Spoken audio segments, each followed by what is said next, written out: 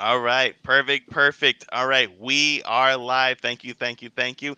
First off, for everybody, those of you who don't know, I am here with David. If you are in my market, which is Orlando, Florida, or quite honestly, in a lot of other markets and a lot of other mastermind groups ever, you have heard David's name. You know who he is.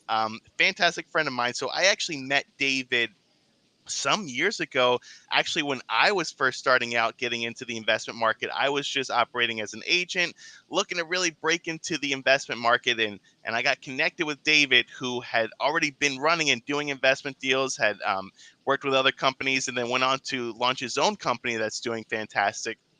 So over the years, me and David have kind of, our relationship has grown for sure to where we've become really good friends, and doing the similar things, especially collaborating on a lot of different deals. We've closed deals together. It's been really, really good.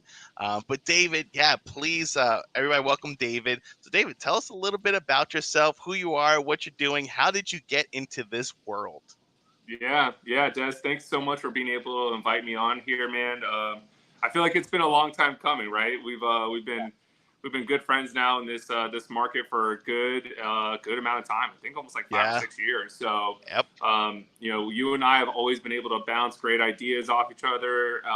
You just hit it perfectly on the head with the collaboration over competition. You've always been that kind of mindset from day one, and it was one of those magnetic attractions. I was like, dude, he's a good guy, man. I want to make Yeah. sure that this guy Desmond is in my life, whether it's personal, whether it's real estate, whatever way it could be. So, yeah, man, I'm really happy that you decided to be able to do this and be able to provide the value that you've been able to give a lot of people here in our market that Yeah. Uh-oh. one sec. There we go. There we Um, go. There we go. There we go. Yep, no worries, man. So we're dealing with like a tsunami behind me. So hopefully Yeah. that thing is going to be settling down a little bit. But I guess a little bit about me, as you kind of mentioned. So with being able to get now in real estate, especially in the investment market now for 6 years, I started with a corporate job coming right out of college, and I was, somebody that did dual major over at UCF, which is right here in Orlando. I'm from South Florida, so I came up here to UCF. I got a scholarship to be able to come up here and did not only a major in finance, but I've also done a major with marketing. Right, so I was always understanding that something in the investment world made a lot of sense for me, and I didn't know what capacity. Right, I was interning with banks. I was interning with life insurance companies. With life insurance companies, you get your Series 6 and Series 7. So there was a lot of ways I was always kind of like gravitated to investments. The funniest part is I was raised by a single mom who knew nothing about that. And that's why I wanted that, right? The mom Interesting. made sure that we had the bare minimums met. And I just understood the very early. I had an awesome coach for baseball who was a really successful entrepreneur, and you could just tell the man was a very competent person. And I was always looking up to him. His name was Coach Bubba, and Coach Bubba had literally 3 different Honda dealerships and an ATV division, and he also had, I think, like a dry cleaning business too. And he was one of those dads that could always be at the baseball games, right? I saw a lot of Yeah. dads that couldn't do that. And that's because the man knew how to manage his time and his money. So he was a big inspiration to me as I was playing baseball. And then, as I mentioned, going to college, being able to come out, get that corporate job, and ironically enough, had nothing to do with investing. It was actually a sales job for recruitment. So I had the opportunity to go find like mechanical engineers, electrical engineers, motion controls engineers for some of the defensive contractors, like say like a Lockheed Martin or a company like it was called Ocean Engineering. And Hmm. what they did was they actually were all theme park, so they worked on a lot of the rides. Yeah. So that was a really cool experience, but I didn't care for it because I was working like 60 hours, and it was a position that I didn't quite care for. It wasn't what I was really trying to be in. I was getting to a point of burnout, and I was just getting really sick and tired of being sick and tired. I was working to the bone, doing everything that I could to be able to, succeed with this job. And quite honestly, I think it wasn't that successful for me because I just didn't care about it. Yeah. And that's tough to get ahead of in life. And that was probably one of my first experiences of really failure. Like I wasn't doing that great. I was doing okay. I wasn't going to get fired, but I wasn't also, somebody hitting President's Club anytime soon. Interesting. So I first of all, I didn't even know that whole Yeah. background. So very cool. So what was the bridge that kind of took you over into real estate then? What was like, this could be something that I could get into? Yeah, I have a lot of family actually that does a lot of different forms of real estate. My mom, back again, was a bit of an entrepreneur Yeah. in a bad time. Unfortunately, she was a title company in the time of right before the 2007 and 8 recession. So we were in Mm. South Florida, and she was Oh able to make a yeah. good amount of money, and That's a rough then time. had a fold up shop overnight and then worked as a closer for another title company. So at least she was able to get her feet back underneath her like that. But it was really crazy to be able to experience that part of real estate. And then I also had an aunt that was a real estate agent, and I knew that she had a couple of properties. And then we had cousins that were doing mortgage loan originations, and so I knew a lot about real estate, but I didn't know where my part would make sense in it. And so I didn't really think anything of it. And then suddenly I started hearing about like what wholesaling was through like bigger pockets and stuff like that.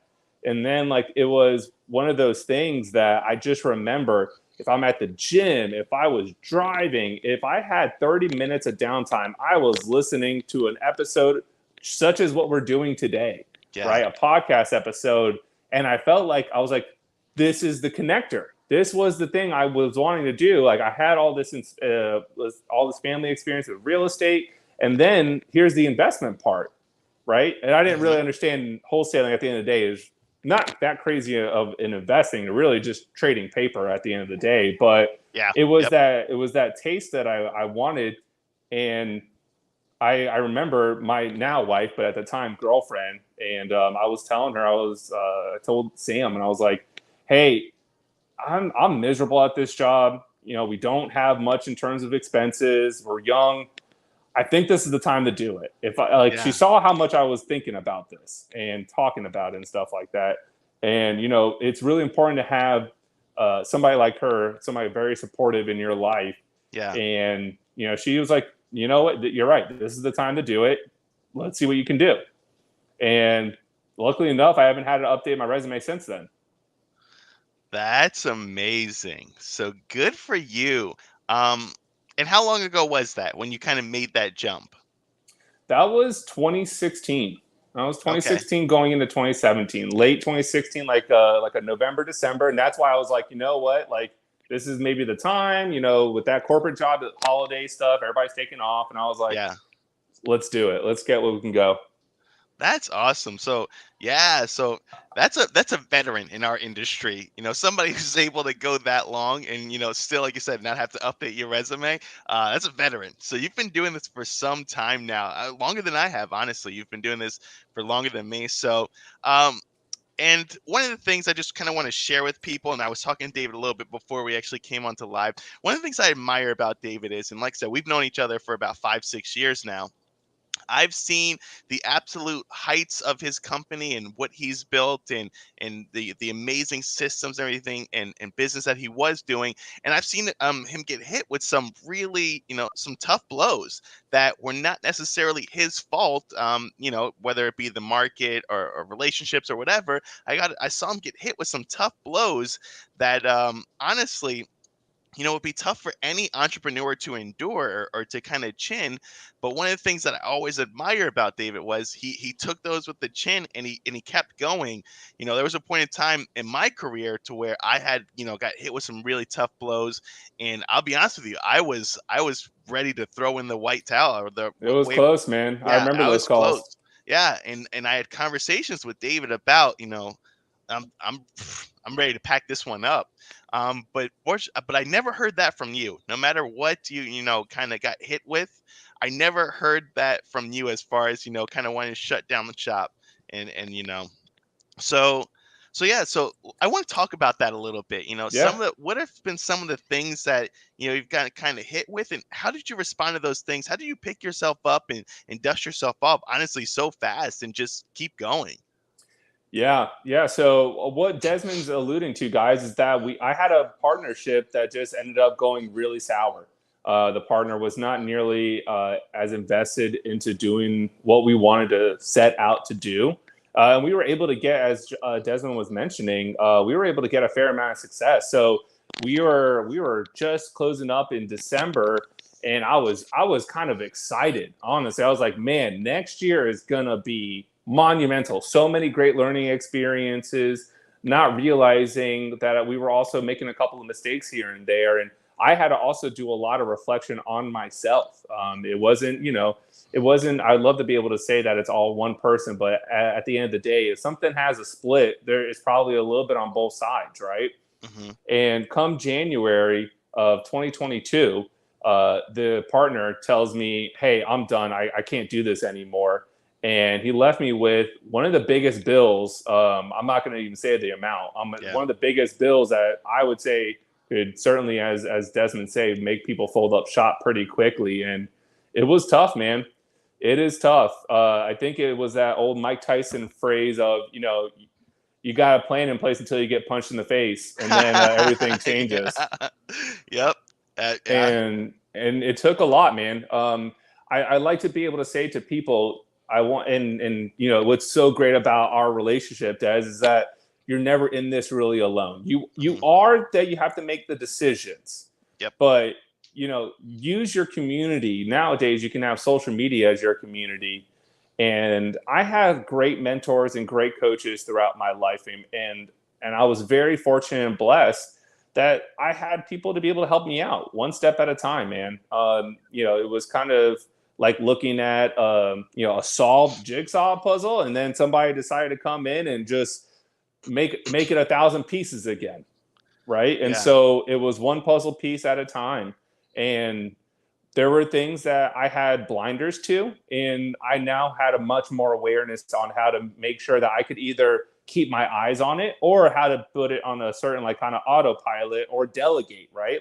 yeah, Like I would say that I would have told you I was pretty good with my finances, and then we had a decent bookkeeper, and then one of the first things I did is I wanted to find out how to stop bleeding, yeah, stop the bleeding financially, because at that time we had a lot of operating expenses. hmm, So I met with a CPA, and I'm still with that CPA to this day. I love them here in Orlando. So if anybody that's in Central Florida that needs a CPA recommendation, reach out to me after. I'd love to be able to help you out with that. And they yeah, helped me out, and we did some deep dives. Man, I would go to the CPA's office, and we were there for like an hour going through books, and then the next week another hour going through books, and just finding out things here and there. And like I said, just starting to pick up the pieces. Mentors gave me great guidance. And I had to think about too, being able to want to do this again, because I love to be able to say it's really easy to say this. I would never quit when everything's going good, but yeah, it's we both yeah, you and I have experience. It's a lot harder to say that when everything like gets thrown on your lap and you're not ready for it. hmm, hmm, yeah. So true, man. So true.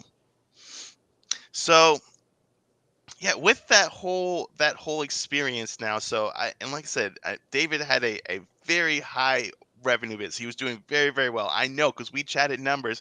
We knew what each one of us was doing, kind of deals Hmm. wise, and to go down to pretty much being stripped of all that. What did rebuilding personnel wise look like for you? How did you kind of do that? Did you go out and start hiring people immediately, or what did that look like from the ground floor and then rebuilding? Yeah. Well, I'll tell you what, it's kind of a blessing to be able to do it ground floor again. Sometimes, guys, you got to shake down the building to get back to the foundation, Hmm, right? And hmm, so, luckily enough, I had somewhat of wisdom to be able to start getting people back into place, hmm. right? So I had to think about what are the things at this exact time, what are my superpowers? I And was I and gonna I could bring that up. still yeah, and I could still say to this day, I can have a really great discussion with a seller and or a buyer. I know how to close deals, and that's certainly one of my superpowers. So I had to make sure I had everything else in place that helped me use my superpower. I've seen other people go the opposite way, and I see that they start falling down pretty quickly. It's very hard for you to be able to get balance if you are delegating out what you are the strongest in. I'd say what I first did is, like I said, my books were weak. I got the CPA to go in and help me out with that, right? That was one of Hmm. the first and foremost things, right? I got virtual assistants to be able to help out with some of the day-to-day admin tasks. I Hmm. hired a transaction coordinator that was just getting paid per file to be able to do those kind of things. So I was slowly delegating things off of my plate so I could focus in on being able to talk to sellers and being able to talk to buyers. Yeah, so that's super solid. And that was actually one of the things I would bring about because you talk very often about a superpower, not only knowing your superpower, but playing in towards your superpower. And one thing that I've always known you for, and you've always, told me as well that your superpower is speaking to sellers and closing deals. And I love that when you rebuilt the business, you built it around your superpower and Mm-hmm. really, really focusing in on that. And I think that's a lesson as well for me because I don't believe that I have the same superpower. I have a different level of superpower, a different form of superpower, and me as well. Like when it came down to having to go down to the ground level and having to rebuild, you have to really, really focus in on what your superpower is and Right. building around that. So, what does your team look like now? Now that you've had that opportunity to kind of go all the way down and then rebuild it around yourself and your superpower, what does your team look like now? Yeah. So things are always constantly changing. We Hmm. were in Yeah. 2022 mainly a virtual team. And still to this day I have many virtual positions that are going on. But so I'll start off with like where we kind of start from the top down, going from marketing down to transaction coordinator, right? So we Hmm. have PPC as one of our marketing methods, and then we have a cold calling company that we use, right? Hmm. From there, we have two lead managers. One's focused in on being able to get the newer leads Yeah. from that cold to like a warm. And then we Hmm. have another lead manager who's focused in on older leads that we want to still be able to do follow up with. So if you're a wholesaler, I'm going to tell you, if you do it right, your follow up game is what's going to be able to get you through times when you are having bad, like say, like a bad week or a bad month of marketing. Your Yep. follow up game is going to need to be very strong. So Oh we have yeah. a follow up, yeah, we have a follow up manager essentially, and then we have a lead manager. Now we have two people that are in acquisitions. And then I do still jump in and do some rotations. Like I like to be able to do it nowadays. Like I said, I had blinders, and now I do like spot checks and audit. I like to be Hmm. able to see, like, all right, if I'm hearing the managers talk that or acquisition managers saying like it's bad leads, I'm going to jump in on a couple of appointments and see what's going on. Because more times than not, you will have people blame marketing that aren't actually converting. Oh And yeah. I could tell you, it was a perfect opportunity. A couple of weeks ago, I had somebody complaining about marketing. Sure enough, I was able to get two contracts that same week. So I knew it wasn't marketing. Absolutely. I had a coach one time, and what he would tell me was, you have to taste the water. And what he meant by that is you have to, as a leader, get in there, taste your leads, see what's actually, having some sort of a pulse on it. And yeah, kudos to you for recognizing and doing that and constantly, kind of keeping that pulse on your business. I'm sure Mm-hmm. now as you kind of grow, it really is going to be super super important to have that live Yeah. pulse.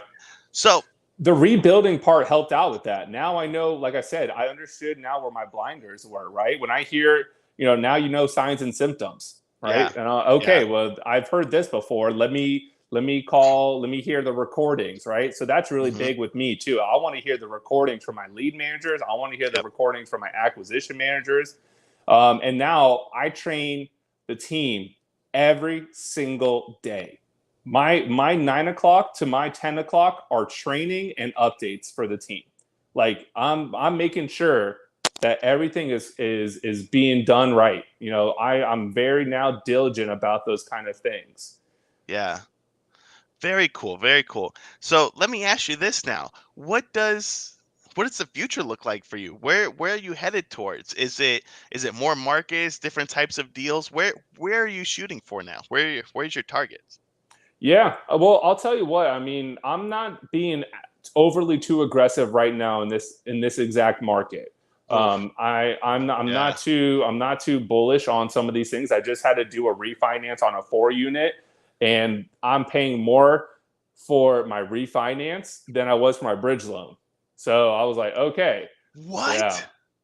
I want yeah. that's was another thing I wanted to talk to you about was just the market in general, but I'll let you finish Yeah. this question. So I'm always still looking for multifamily deals. Always. We've done a lot of great stuff when it comes to being able to bring in novations into our business. We are doing a lot with creative financing. I know that you and I have had several chats around that, and Mhm. it's become a bit of an obsession for me. And now I'm trying to teach the teams to be able to think like that. And that's still a little bit of a tricky thing, but Yes, we're doing yes. that. I've been able to coach a fair amount of students earlier on in 2023. As I've jumped in, I did bring on actually a separate partner now that's going to be expanding out our operations when it comes to flipping land and also new construction. So Nice. that's going to be something that I'm really excited to be able to now expand out, because wholesaling is great, but it's not the end all be all. Right. I Agreed. love to be able to make it a really great ATM machine that can fund out a lot of other operations. And so that's what we're really being able to get focused in on right now. And then I think in the next couple of weeks, I had a great amount of students that some quit, some were able to see it through. And the ones that saw it through, I've been able to get deals going. So I've been able to also see how to shorten that delayed gratification of getting that first deal. And so I think that's going to be making its way around here pretty soon again, as I want to coach. And, I think after being able to go through what I did, it's been now a passion project for me to be like, all right, so where are your blind spots? Where can I help you out? Yeah, that's amazing.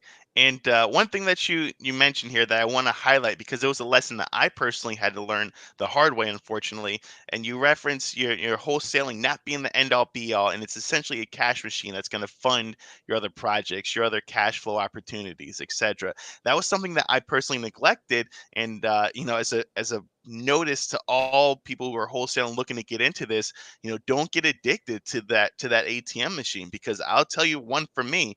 I got addicted to that ATM machine and where it's constantly printing money. And when it's good, it's good. It prints all the money that you could want it to. It'll print you over $100,000 a month if you want it to. But when it's bad and you have all those expenses and everything, and you're addicted to that cash flow, that ATM transaction machine, it gets really really bad. And Yeah. the one thing that I didn't do was I didn't branch out as much as I should have, instead of just sitting there babying my ATM machine and just waiting for more money to come out of my ATM machine. And Yeah. like I said, when it stops, it stops, and it sucks. Yeah, man, and to certainly to each his own. Like if you want to get your money right and get that going, and listen, there's plenty of people that just focus in on that, and that's completely what they're completely good with. And I commend them. I know them all very well. Yeah. I just know that part of what I want isn't to only stay in wholesaling. Yep. Wholesaling can be a fantastic way for people to get into this world of real estate and not need a whole bunch of expenses up front. The expenses come as you scale your business. Yeah, absolutely. Yep, yeah. In some real estate circles, they call it red light, green light, where you basically, it's red light until you have the green light with some expenses, so some green comes into your business. We're not moving forward expenses wise, marketing, etc. And that's personally for us. That's how we are personally rebuilding now. Instead of leading with expenses, we're leading with revenue and Right. making sure that that revenue is coming in before we start going on more expenses, more salaries, etc. So Yeah, man. And like I said, if there's anything that I could certainly give as advice, sit with your CPA. If you don't know how to oof, read financial statements, you don't know anything about your balance sheets, you don't know anything about your profit and loss statements, just sit down with a really good CPA or bookkeeper, yep, and that is going to help you out very quickly on what your leaky buckets look like.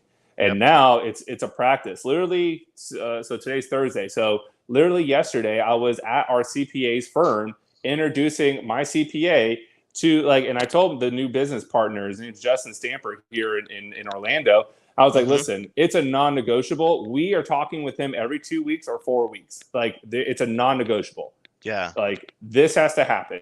If you're not on board with it, then then we're not going to be we're not going to be paired up right. And he understood how important that was to me. He's like, absolutely not a problem. So we met with the CPAs as we've been able to close now a few deals under the new branch, which is called Orange Blossom Homes. And I was like, Nice. all right, man, good. We got the bank account set up. We did it all in a profit first style. So that's another anybody who wants to read a really easy financial entrepreneur book, and that is called Profit First. And there's one Yeah. by a gentleman by the name of Mike McAllowitz. And then there's also even a better edit to real estate investing. His name is David Richter, and David Richter made Profit First for real estate investing. And so I highly suggest people get those books so you get your account set up right. Absolutely. I personally run the Profit First system in my business as well. I can attest to how it changed our financial picture, Yep. and being able to manage that and have a good grasp about where your business is and where you're, because money in the bank account is one thing, but when you're not looking at what's coming out, what's actually profit, etc., when you just look at your bank account, you can very quickly get lost into what's Oh yeah. actually profit and what's actually expenses and what am I actually making here. Hell yeah. What am I spending that live in Miami, baby? Am I going to Fountain with some of this money, Yeah, right? yeah. Exactly, exactly. So very cool. So another thing you mentioned, and I always respect your opinion on these types of things, and just in general with the market. Now, nobody has a crystal ball by any means, but let's be honest. Things are changing in the market. Back in 2021, early 2022, like our ATM machines were printing money pretty much. We were just able to print as much money as we wanted with these, especially 2021, just printing money. And then that changed. Interest rates started going up, things started really changing. Sentiment was down. And even on the real estate side, commissions lawsuits, I've actually been very in tune with like the commissions lawsuits and Yeah, settlements, man. and I think there's going to be big changes coming to the real estate agent Absolutely. world as well. um, Absolutely. I saw two very big domino settlements fall. And I yeah. think that's going to lead to, I know exactly what you're talking about, man. So I 100% agree. I was actually having a discussion with it just Tuesday night on the couch with my wife, and she's not in real estate at all. And so it was really interesting to hear from a just a consumer's Yeah. perspective. Yeah. And I was like, shit, yeah, she's right, man. There's going to be some changes coming. There is. There is. I was talking to somebody who is definitely higher up in the real estate food chain. A big, big guy, runs one of the larger teams in the United States.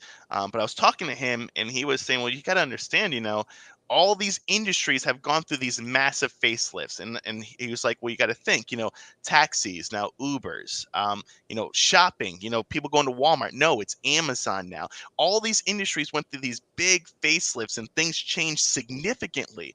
But one of the industries that didn't change that significantly was real estate agents and how they operate with commissions, etc. Now when we're going to shop for things, we don't go to Walmart. We look at Amazon. What's the prices of it on Amazon? Or even if we're maybe even at Walmart looking at something, we go and compare the price of Amazon. We go look at those things. When can I get it here? How fast can it come from here?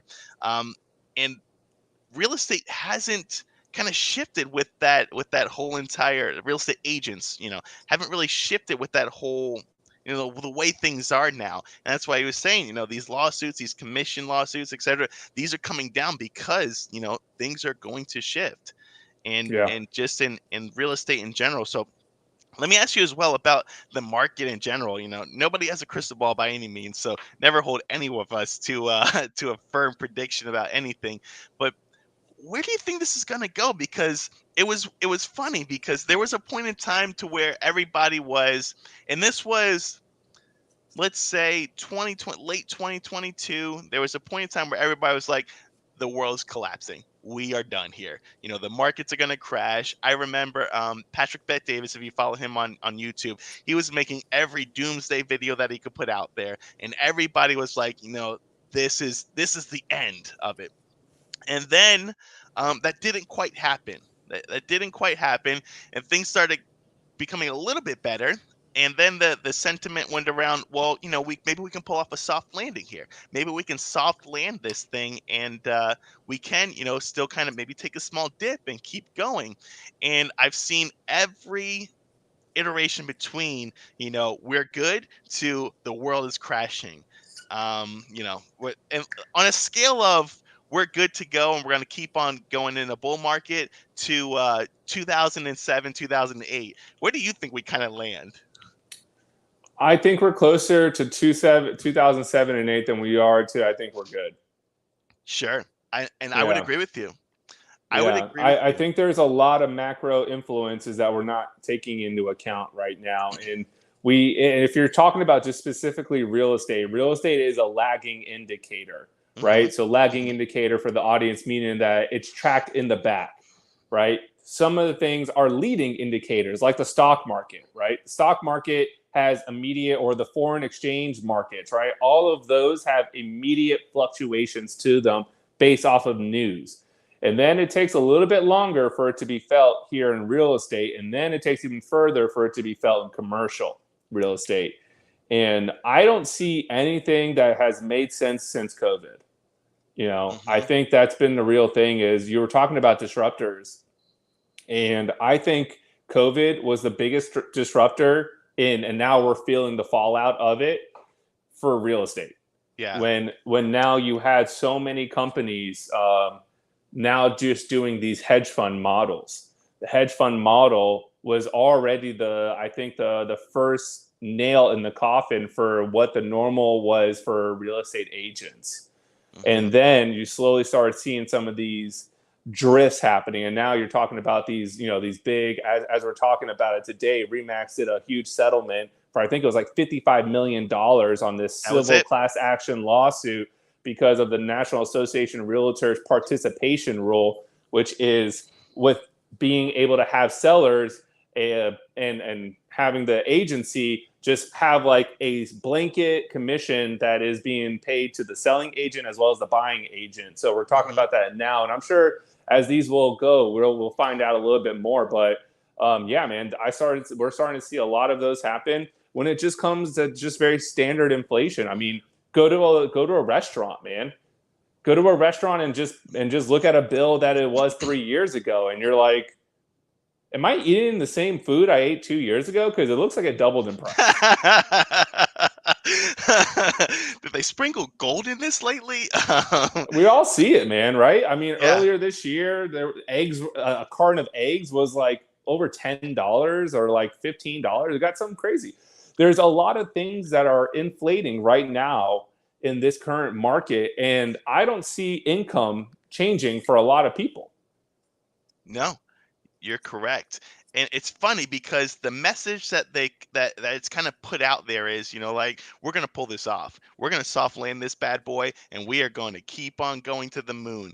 But in deep down inside, if you kind of pay attention to things that are around you, there's this like feeling on the inside there. We're like, this doesn't feel right.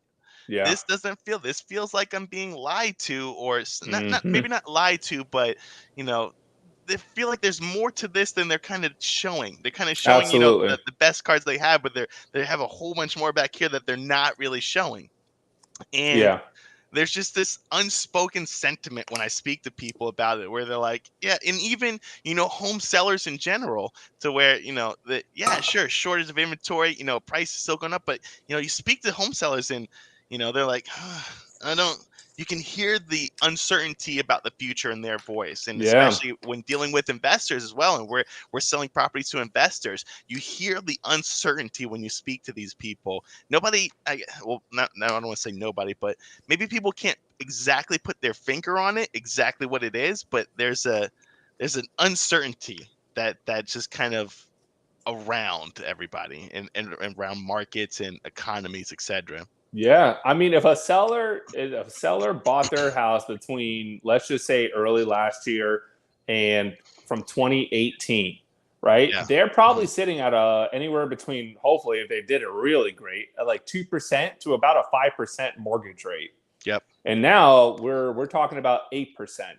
And Yep. not only are we talking about 8%, but we're also talking about the house is now valued probably anywhere from 25 to 50% more Hmm. depending on what market that you're in, of course, right? Yep. So the interest rate's higher on a house that is now more expensive. So you tell me who is selling their 3 to 4 to 5% house when they bought it was 300,000. Now it's 450, and now it's at 7.5%. That's Yeah. unaffordable now for Yep. what their lifestyle is. So, I mean, it's funny.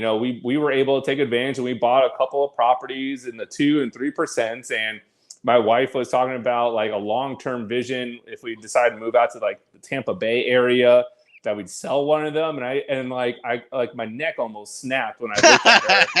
And I'm like, "Are you crazy? Do you not understand that we're set for life here? We're at 3.125. You want to sell that? Yeah. Absolutely not." Yeah. People, especially in real estate, people got used to those interest rates being so low to where you Yeah, talk to some people, they're like, oh, yeah, we'll just buy again when interest rates go down. But if you really look at the yeah. 30-year historical average, we're actually right there. We're right there Yep, along the average. we So sure go are. down to what? Go down to what? Yeah, What it was during the best economic, the best bull market in history. Go down to that again, because good luck getting those again. yeah, man. Yeah, I've had plenty of friends that aren't in the real estate world tell me I'm gonna wait, I'm gonna wait. I'm like, hey, not a problem, man. You just let me Yeah, know when it's right. And one of the properties, it was really funny. He sent it to me, like, because I had like an MLS like auto email going out to them for a while, and we yeah, toured a property. And this was that height of even how like the hedge funds were buying houses and flipping them, and like they were yeah, terrible yeah. renovations, like done by Stevie Wonder stuff. And so he showed me that person resold that property, and he's like, you said this wasn't worth it, and I go, I still don't think it's worth it. We were talking about 450, and they sold it for like 525 within a year, and it was a really bad renovation, guys. I'm Jeez. not talking about like, oh, there's some, caulking that's not done right. Like, I'm talking about the laminate vinyl planking wasn't set right. We're Oh, talking about jeez. the cabinets weren't lined up right. I'm like, dude, this Oh, is jeez. terrible. And yeah, man. And now, like I said, sold for 525, and now it's at 7.5%. I was like, listen, I didn't think it was a good idea, and I still don't think it's a good idea. But we were looking at a lot of houses, and he's like, it's too expensive, and well, now it's too expensive. So Yeah. That's it. Yeah. When people say, I'm just gonna wait, my question is, for what? For the yeah, greatest bull market in American history to come back again? Good luck. Good yeah, luck, because that's not gonna come back in the next few years. So yeah, I agree with you. If you were blessed to get in at those rates and everything, hold on to those. Those are valuable. yeah, absolutely. Those are valuable. So very cool, man. So as we kind of start to bring this out towards a wrap this up here, there's a few questions I'd like to ask people. Just they're nothing to do with real estate or anything. It is completely just you, who you are, and what your kind of interests are. I always like to get there. There's some side questions. I call them my hot seat questions. So Go if you for it. don't mind, I'd love to ask you. So first question being, if you could have dinner with any historical figure all throughout history, who would it be, and why would you choose that person? Man, man, I always think of people that had to leave a life of consequence. Whether we're talking about religious people like Jesus, or we're Yeah, talking about people like Abraham Lincoln, who had to go through being able to go through a civil war, for God's sake, or our yeah, founding fathers. Like, I like to think about people that were in what we look at now in history books, right? Your Martin Luther Kings and civil movements. And I I don't know. There's so many people that I just think I have so much appreciation for, that we simply wouldn't have it with the way that it is. But yeah, um golly, man, that's such a good question. Part of me is like I said, maybe I'd say like somebody like a founding father of America. Like, there were yeah. times where these people, when they were doing the Declaration of Independence, that knew that if this isn't pulled off, they were dead. They knew it. You Wow. know what I mean? They were signing a Yeah. death will. And I think to be able to pull off creating a new country is crazy. Oh yeah. Think about it nowadays, right? If it simply, and I'm not saying in this in a bad way, but right, like Russia just trying to take over Ukraine again, right? Ukraine used to be part of like the greater Soviet Union at one time or another, and Hmm. there's a political flurry about it. And these people were willing to just stand up to something that they were not in the representation of taxation thing, right?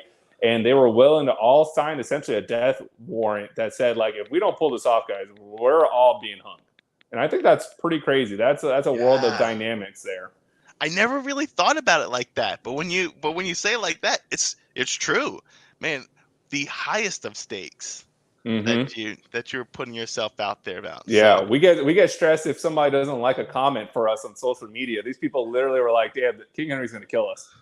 yeah, man, so good. That's such a good answer. Okay. Great answer for the first one. Second one. What's a hobby or interest that you have that would probably surprise some people if they knew, like, hey, this is a hobby of mine or this is an interest of mine? Yeah, yeah. So I've really taken fondly of being able to go golf. Golf, I say in a lot of different ways, not just because it's a sport, but I just don't think that there's any way of perfecting it, and which is kind of crazy. And it's something that's only on you at the end of the day. You're the one swinging the club. There is no, blaming. I mean, you can blame anything you want, I guess, at the end of the day, but it's you swinging the club. And um, any time that I leave from something, it's a great stress reliever because at the end of the day, I'm not going pro with it. I know that. Yeah. But it's a great stress reliever, but it also allows me to have a competitive edge. And that's something I always like to be able to have. Very cool. Very cool. And last question. It's a little bit of a fun question for me. Um, what's your favorite go-to comfort food, man? What is you're just chilling out on the couch and what is that go-to food that you love? For me, it's pizza. I love pizza. Yeah. I Yeah. Yeah, if we're talking dinner, I would definitely say like Italian food for sure. You give me a freaking, plate of lasagna, man. I'm in a great world. I don't care. And dessert, man, just get me something that's a la mode. Get me apple pie with a scoop of ice cream on it, a brownie with a scoop of ice cream on it, cookie with a scoop of ice cream on it. I'm in a great spot, man. So I would nice. say those are like the guilty pleasures for sure. Nice. Solid. Solid. Well, awesome. Well, for those of you who haven't noticed up until this point, David is an extreme wealth of knowledge from business to self and personal growth to even economics. David has he's a wealth of knowledge, so I encourage everybody to definitely plug in with David. David, if anybody wants to reach out to you, get to know you better, work deals with you, look into anything that you're offering, how do they do that? Absolutely, man. Absolutely great time being able to chat with you, brother. You can reach out to me. I put the handle right here. It's at Dollars with David. You can reach out to me on Instagram. I will be honest, I'm just getting into doing more stuff activity wise with TikTok. I've had an account for a bit, but I don't really touch it that Guilty. much. But Yeah. I'm getting back into it. You can find me, as you can imagine, a name like David Pupo. There's not too many. There's literally two other people like me in the state of Florida. So, and one of them I am related to. So you could just find me on Facebook, David Pupo, and yeah, you can reach out to me, anything like that, guys. What we are able to provide is not only like real estate coaching, as I was mentioning, that's going to be a bigger passion project coming back up. The course that Yep. I did, and I'm going to make it even better now, is called a triple offer. Yep. As Desmond was talking about, what does this new day and age of real estate investing look like? And our triple offer is a way of being able to make sure that you're not just a one trick pony and that you're only making one kind of offer to these sellers, as opposed to what does the seller need and how do you curate an offer to that, right? So Yeah. that's been a very big eye opener for a lot of my students and people I work with. We do help out with JVing on the disposition process. That is a really big thing that we do. It's called dispodeals.co. Hmm. And one passion project of mine that's going to be coming up is, honestly, as I've mentioned to you, my mom was a single mom and she has that real estate experience in the back. And me and her, I wanted to be able to see how I can help her out with getting some additional income. And so we're going to do earnest money deposit transactions. I know some people in the world of sub two or maybe worlds of pace and Jamil, it's called Gator lending. Yeah. And that's something I wanted to be able to do and be able to put some more money into her pocket. And we're on the final stages of being able to get that operation set up. And I'm really Nice. excited that I can be able to use my entrepreneurship to be able to spread wealth within my family, and that is truly a blessing to be able to say. Super solid. Awesome. Awesome. So yeah, and I can attest to just David's character and who he is and working with him. Obviously the highest of character guys. I mean, otherwise, we wouldn't be friends. There was a book I was reading and I hold true to what they were saying. It was that the closer that you get to me personally, the higher your values have to be, the better person you have to be. And if you're not that good of a person, naturally I'm going to push you away from me. But the fact that David is somebody I do consider a close friend, I can attest to his values, his morals, and how he just does business. So please, if anybody does have the opportunity to do business with David, uh, trust me, it will be a blessing. Oh man, thank you so much, man. I really appreciate that. It's important, guys. It's I call it or I heard Brandon the guy Brandon who used to do the bigger pockets thing, right? Brandon And Turner, he yeah. Brandon Turner, there it is. And he said something that stuck with me still to this day. And this was back when he was back on the Bigger Pockets podcast. And he called it the grocery store aisle effect, right? And so what Hmm. he said was, I want to make sure I do business that if we turn on to the same grocery store aisle at the same time, what is the other person's reaction? Is it to act like I didn't see you and I go to the next aisle? Or is it to, oh, there's Brandon or there's David or there's Desmond, let me go chat with him and you go closer to them in that aisle, right? Yeah. And I thought about that a lot. And I think that that's a really great way to be able to say, like, are you creating the right reputation for yourself? And I thought that was something that stuck with me for a long time now. So good. That's a good. I've never heard that analogy, but that's so good because we all have seen those people in the grocery store where we're just gonna pretend like we didn't see them. Yep. We're just gonna pretend Yep. like and hopefully they didn't see us. Yeah. I mean, hey, if you're hungover, I get it. But if we're both of the same mindset. That's hilarious. Well, awesome. Well, thank you so much, Dave, for being on. Like I said, we're gonna put this episode out here between our email list, Spotify, and everything else. So hopefully, a ton of people get to listen to this and really. Uh-oh. We're good to go. We're still on No, here. lost you for a second there, but we're wrapping up anyway. So, Yeah. like I said, we're gonna get this episode out to everybody. And thank you so much for your time here, man. Any last words Yeah, for and anybody? hey, last thing for your people that are listeners, I don't mind being able to share any kind of free content with them. Like I can share with them, like what we use is like what we do present offers with our triple offer calculator or something like overcoming objections. I mean, Yeah, heck, I still go through our overcoming objection sheet with our team to this day, guys. The first thing I understood when it came to the world of sales is understanding if you can't overcome obstacles, you will not close a deal, yeah, right? And yeah. so it's something I still use within our company all the time. And we want to make sure that if you guys are trying to get that sales lifestyle going, these overcoming objections, especially in the wholesaling world, are going to help you out a whole bunch. So good, so good. Awesome. Well, thank you, everybody. Thank you, David. Make sure to plug in with David for sure, and we'll see you guys next time. Thanks, bud. Talk soon. Yeah, man.